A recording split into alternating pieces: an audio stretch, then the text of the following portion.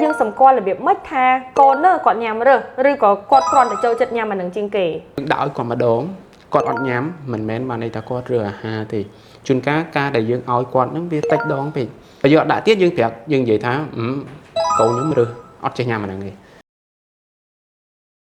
chúng điệp xua và cùng sa chỉ thay một cái Kid Education Podcast đại chia về tất cả môi chạy đồng lại trong này đăng tu tới chạy tông từ nâng sọc hiệp rồi bỏ tỷ ruộng nâng cổ má cho pi zone khai rồi hot đọc pi chấmจากการปีเวียมนก็ยังบานเจจราแมนแตนของปีสกปรกนึงแหละขณะตูเตอร์เราบอกตีรุ่โต้โตดให้สำหรับแบบนี้คือการไปเซตที่ไรจังลูกป้าเนี่ยมาลูกตาลูกเย่ปูมิงจะบองพอโอนสไลกับบ้านได้บองโอนโปรสไลได้เตรียมมือโอนโตเนี่ยนะกรมพลิโจตามนานแต่อักเนียในสาวแบบนี้คือยังนึงดาวตื่นเลือตีกบมาโต้ให้นึงตีรุ่ได้กวาดจับดาวตัวในระบบอาหารวิ่งมาดองจังดังทาแบบนี้ยังไปเซตแบบนั้นจูบจมูกนึงลูกครูจีวันสาจิตทำไมจุดเรียบสู้ลูกครูโอเคลูกครูเจอแต่ตรงจมูกนึงไงนี่พองได้ยังนึงจะใจขยับประทายมันเตียดแต่เลิฟที่บอปีเซตเหมือนกันจ้ะคือแต่ตรงจมูกนึงการยามาหาเราบอกปีตีรุ่นึงเราดอกมาโตดลูกครูไอ้แผลบ้านเนี่ยทาตาตีรุ่จับปีประมาณคายเต้าได้ยังกลัวแต่กว่าจับดำยามาหาเลือกดำบงให้ชีอาหารระเบียบไม่ได้จังchỉ tôi tới tam ca này nóm cứ cái ao bờ tất đó sót pi cá là hốt đó của mũi khải hay bắt pi của mũi khải tới dương ái bị chỗ hà ở cọt bàn hay há đại dương cua bị chỗ từ bộ nướng ai chập đá pi là bò tuần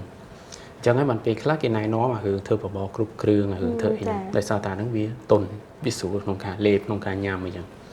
mình thấy bia mến thá sắm đá ao tại bò mà mục thì dương ai ao chưa phải lai chưa lai chơi chị ấy của bạn đấy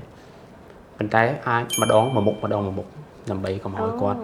chởn bị cái này chởn bị những cái quạt nhà mình chẳng bên này thay dương này nôm mà hộp kêu xăm xem những từ quạt mà đòn tịnh chẳng từ ta dương ao chưa tùng rụng bạn nào là khổ cân mọt tầng ó rồi có ai miên làm biệp là bọp này ca ao đại quạt nghi sùa bàn đài và chấm pua play chơi mà chỉ luôn đại tuấn dương thì họ đôi chia pua avocado nó bị chởn dương là sao nhá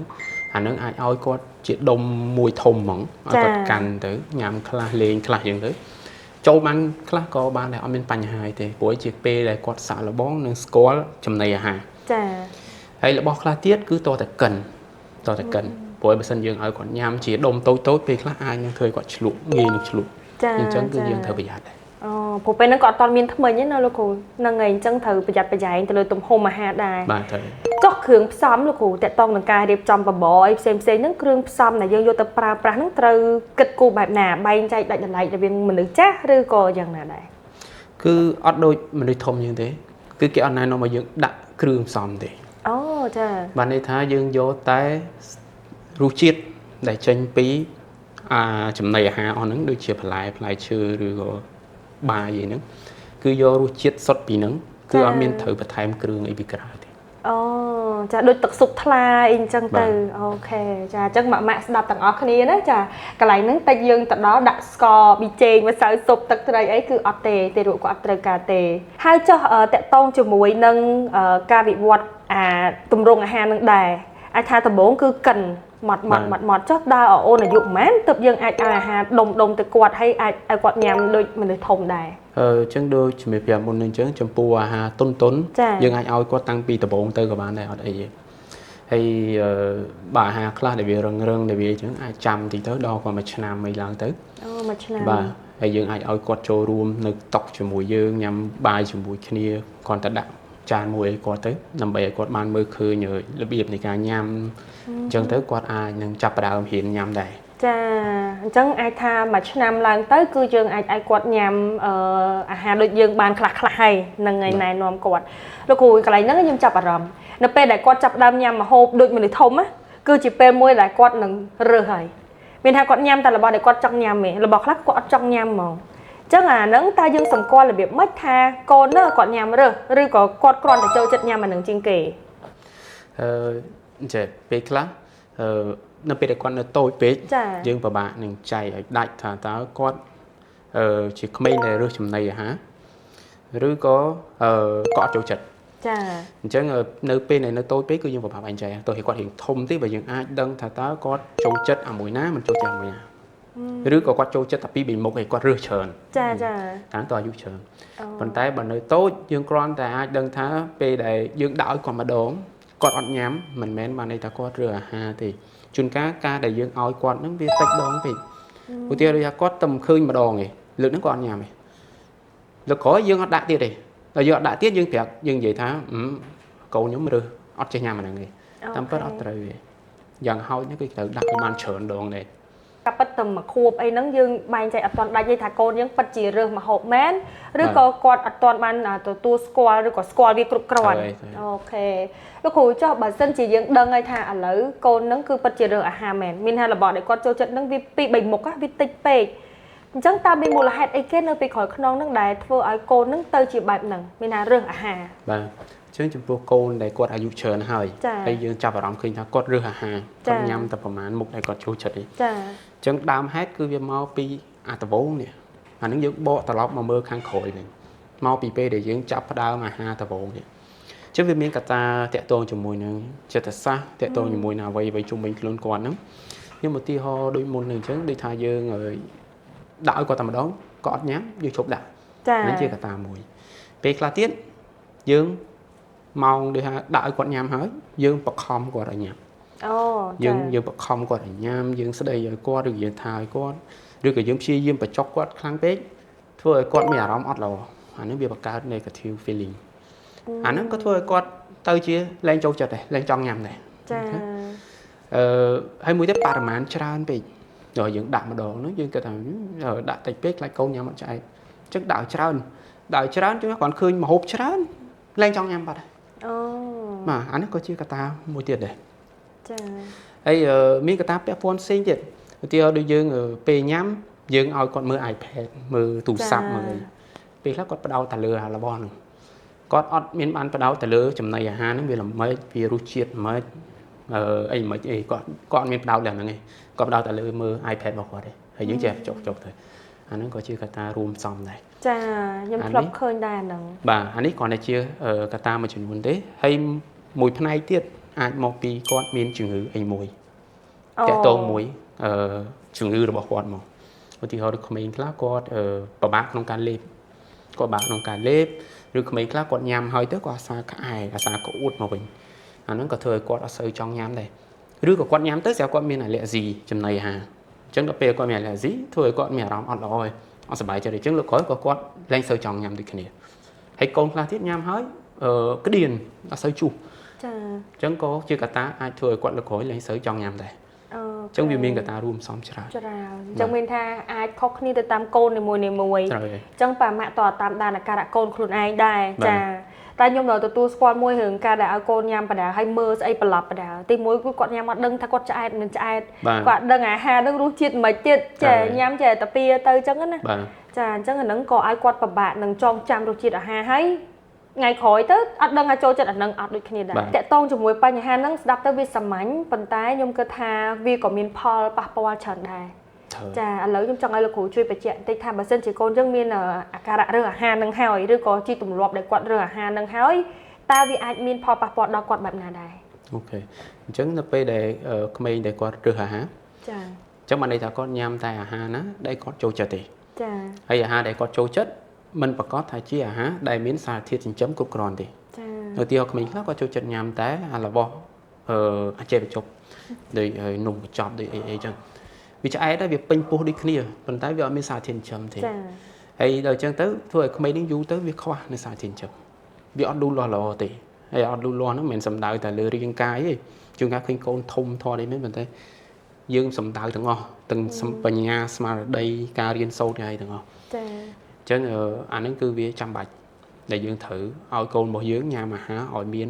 គេហៅ variety ចាមានទាំងបន្លែផ្លែឈើសាច់អីចឹងចាទទួលបានលោកគ្រូអញ្ចឹងអានេះជាសារជូនទៅដល់ប៉ាម៉ាក់មិនគួររងចាំរហូតតតែកូនខ្លាចទៅជាក្មេងដែលរើសចំណីអាហារទេត្រូវចាប់ផ្ដើមតាំងពីគាត់ចាប់ផ្ដើមញ៉ាំអាហារលើកដំបូងអញ្ចឹងអ្វីដែលគួរធ្វើគឺការដែលដាក់អាហារខុសៗគ្នាពីមួយថ្ងៃទៅមួយថ្ងៃគឺបដូរមុខរហូតយ៉ាងណាបដូរមុខពីមួយថ្ងៃទៅមួយថ្ងៃដាក់ក្នុងបរិមាណមួយតិចបានហើយមិនឲ្យបាច់ចាំបាច់ច្រើនទេបើឆ្អែតបើគាត់អត់ឆ្អែតចាំថែមហើយបើគាត់ញ៉ាំតែប៉ុណ្្នឹងក៏ញ៉ាំតែប៉ុណ្្នឹងទៅហើយកុំព្យាយាមដាក់តែម្ដងហើយគាត់អត់ញ៉ាំយើងឈប់ដាក់ត្រូវដាក់ឲ្យបានច្រើនដងបើតាមការណែនាំក្មេងខ្លះ អាចដាក់ទៅដល់10ទៅ5 10ដងឬក៏លើសហ្នឹងទៀតតម្រាំតែគាត់ព្រមញ៉ាំរបស់មួយហ្នឹងហ្នឹងហើយអញ្ចឹងយើងកុំតន់បោះបង់លឿនពេកហើយរាល់ពេលញ៉ាំត្រូវឲ្យគាត់ផ្ដោតទៅលើរឿងញ៉ាំមិនមែនយើងយក iPad ឬយកទូរស័ព្ទអីមកបន្លប់គាត់ទេអាហ្នឹងក៏អត់ជួយនៅក្នុងការដែលគាត់ញ៉ាំចំណីអាហារដែរ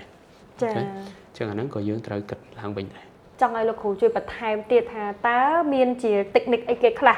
ដើម្បីឲ្យឪពុកម្ដាយហ្នឹងឬក៏អ្នកមើលថែកូនហ្នឹងគាត់អាចទៅលើកទឹកចិត្តកូនហ្នឹងឲ្យញ៉ាំរបស់ថ្មីហ្នឹងបានដោយលោកគ្រូថាចឹងដាក់10ដង5 10ដងវាច្រើនដងមែនតើណាចាអញ្ចឹងយើងលើកទឹកចិត្តគាត់របៀបម៉េចដើម្បីឲ្យគាត់មានអារម្មណ៍ថាអូខេចង់សាកញ៉ាំអាហ្នឹងម្ដងហ្នឹងហើយចាអូខេអញ្ចឹងទី1គឺយើងដាក់របស់ឲ្យគាត់ទៅចាឪពុកម្ដាយគឺជាអ្នកគិតថាគួរដាក់របស់អីហើយគួរដាក់នៅពេលណាចឹងចំណែកឯកូនគាត់មានសិទ្ធិក្នុងការរើសថាគាត់ចង់ញ៉ាំឬក៏មិនចង់ញ៉ាំឬគាត់ចង់ញ៉ាំបរិមាណប៉ុណ្ណាចាអញ្ចឹងយើងត្រូវគិតក្នុងចិត្តយើងអញ្ចឹងឲ្យហើយនៅពេលយើងដាក់ឲ្យគាត់ហើយកុំបខំកាលណាយើងបខំគាត់យើងត្រូវយល់ថាយើងបង្កើតជា negative feeling មួយឲ្យគាត់ទៅក្រោយដល់មកញ៉ាំបាយគឺគាត់មានអារម្មណ៍ថាម៉ែឲ្យគាត់នឹងបខំទៀតអញ្ចឹងគាត់អត់ឲ្យគាត់ចាប់ផ្ដើម anxiety ដល់ពេល anxiety គាត់លែងសូវចង់ញ៉ាំគាត់ព្យាយាមកិច្ចវេះព្យាយាមរត់ព្យាយាមអីចឹងចាអាហ្នឹងយើង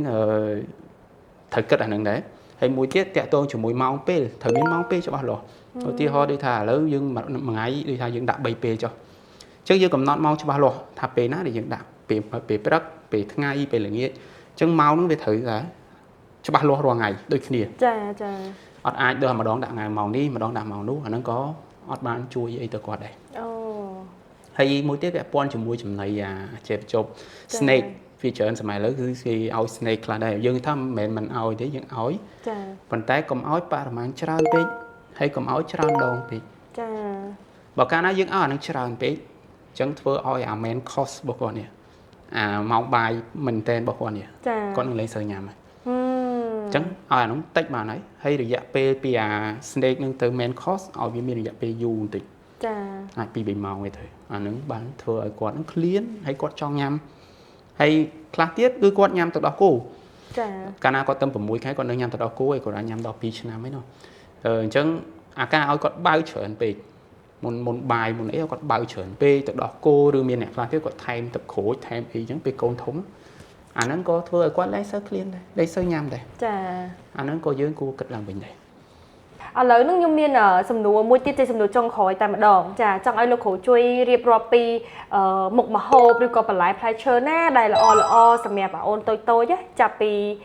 គាត់នៅទីរក់ទទួលអាហារដំបូងហ្នឹងរហូតដល់កុមារតូចហ្នឹងថាយើងផ្សំគាត់របៀបម៉េចញ៉ាំមុខម្ហូបហ្មងអត់ថាញ៉ាំមុខបន្លែឬផ្លែឈើយកហ្មងលោកគ្រូអាចហៅឈ្មោះវាបានអញ្ចឹងទៅម៉ាក់គាត់ស្រួលទៅរកទិញហ្មងអញ្ចឹងចា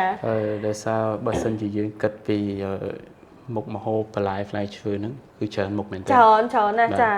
អញ្ចឹងគួរជ្រើសរើសបន្លែណាផ្លែឈើណាដូចជាបន្លែបៃតងអីចឹងអានេះល្អបៃតងបាទចំពោះផ្លែឈើឲ្យធម្មជាតិយើងត្រូវដឹងឲ្យព្រោះដោយសារឥឡូវវាសម្បូរគេថាដាក់ថ្នាំដែរអញ្ចឹងអានេះវាអត់ផលប៉ះពាល់ច្រើនបើបានរបស់ធម្មជាតិគឺល្អហើយផ្លែឈើដែលមាន fiber ខ្ពស់ឧទាហរណ៍ដូចពួកត្លូងពួក avocado ដែលយើងនិយាយមុននឹង fiber ហ្នឹងអាហ្នឹងសិតតែល្អសម្រាប់គាត់ទាំងអស់ហ្នឹងគឺសិតតែមានប្រយោជន៍សម្រាប់គាត់ចុះសាច់ protein ហ្នឹងចាហ្នឹងហើយល្អលើកឡើងល្អខ្ញុំភ្លេចមកចំណុច protein សំខាន់ដែរ protein តាក់ទងជាមួយសាច់ហ្នឹងគឺយើងត្រូវឲ្យគាត់ឲ្យបានគ្រប់គ្រាន់ដូចគ្នាចាបើតាមគេណែនាំគឺគេឲ្យឧទាហរណ៍ចានយើងមួយមូលយ៉ាងក្នុងហ្នឹងយើងចែកជា2ពាក់កណ្ដាលគឺគួរតែដាក់បន្លែផ្លែឈើអូខេពាក់កណ្ដាលបន្លែផ្លែឈើបាទអញ្ចឹងនៅសល់ពាក់កណ្ដាលទៀតអញ្ចឹងពាក់កណ្ដាលទៀតយើងបែងចែកជា2ដូចគ្នាមួយយើងអាចដាក់សាច់ទៅមួយទៀតយើងអាចដាក់ជាប្រភេទបាយឬក៏នំប៉័ងស្រូវស្លៃហ្នឹងអូខេអញ្ចឹងបានចានកូនក្មេងគេមានបែងចែកបន្លោះស្រាប់ៗណាលោកគ្រូអូការណែនាំគឺគេឲ្យបែងចែកអញ្ចឹងល្អសម្រាប់គាត់ដែលវាមានគេហៅសមាមាត្រគ្រប់គ្រាន់ចាសារធាតុចិញ្ចឹមនឹងសមាមាត្រគ្រប់គ្រាន់បាទចុះក្មេងៗដែលគាត់កំពុងបើកទឹកដោះហើយយើងគួរបន្ថែមទឹកដោះទៀតអត់ហើយក្មេងៗដែលគ្នាឈប់បើកដោះហើយយើងគួរបន្ថែមទឹកដោះទៀតអត់ទឹកដោះគោឬទឹកដោះម៉ាក់ចាគឺគេណែនាំឲ្យបើករហូតដល់ហើយនេះក៏2ឆ្នាំឯង2ឆ្នាំបាទ ហើយបើសិនជាគាត់ធំហើយក៏យើងនឹងអាចឲ្យបានដែរយើងឲ្យជាទឹកដោះគោស្រស់ឬអីដែលគេលក់តាមផ្សារហ្នឹងយើងអាចឲ្យបានចាអាចបន្តញ៉ាំបានព្រោះក្នុងទឹកដោះគោវាមានជាតិកាល់ស្យូមដែរអញ្ចឹងវាជួយដល់ការលូតមាត់ឆ្អឹងការលូតលាស់អីដែរអញ្ចឹងយើងអាចនៅបន្តញ៉ាំបានរហូតគ្រាន់តែបរិមាណវាមិនច្រើនដូចពេលដែលយើងនៅតូចទេចាចឹងឥឡូវហ្នឹងយើងក៏សូមបញ្ចប់វគ្គទី1ហើយក៏អរគុណលោកគ្រូមែនតើសម្រាប់ការជួយចាអធិប្បាយយ៉ាងក្បោះក្បាយសម្រាប់វគ្គទី1ចឹងសរុបមកវិញចាប៉ាម៉ាក់ទាំងអស់គ្នាកូនគាត់អាចរើសម្ហូបរើសចំណីហ្នឹងគឺចាអាស្រ័យទៅលើការដែលយើងផ្ដល់ឲ្យគាត់ពីដំបូងមកចាអញ្ចឹងបើសិនជាចាប់ពី6ខែទៅយើងអាចផ្ដល់អាហារឲ្យគាត់ហើយប៉ាម៉ាក់ទាំងអស់គ្នាត្រូវតែផ្ដល់នៅជំរឿនឲ្យគាត់នឹងឲ្យបានច្រើនហើយកុំបោះបង់បើសិនជាគាត់អត់ចូលចិត្តយើងព្យាយាមឲ្យតែគាត់ស្គាល់វាឲ្យបានច្រើនដងទៅសាកញ៉ាំចាយូរទៅគឺគាត់នឹងទទួលបានអាហារគ្រប់មុខហើយសំខាន់ជាងគេគឺរបបអាហារដែលទៀងទាត់ចាទៅតាមពេលវេលាចំនួនបរិមាណត្រឹមត្រូវហើយមានជាបន្លែផ្លែឈើមានជាសាច់និងមានជាប្រភេទបាយឬក៏នំប៉័ងស្រូវសាឡីដែលទាំងអស់នោះគឺសិតតែរួមចំណែកទៅលើការអភិវឌ្ឍរូបរាងកាយនិងខួរក្បាលរបស់គាត់បានល្អ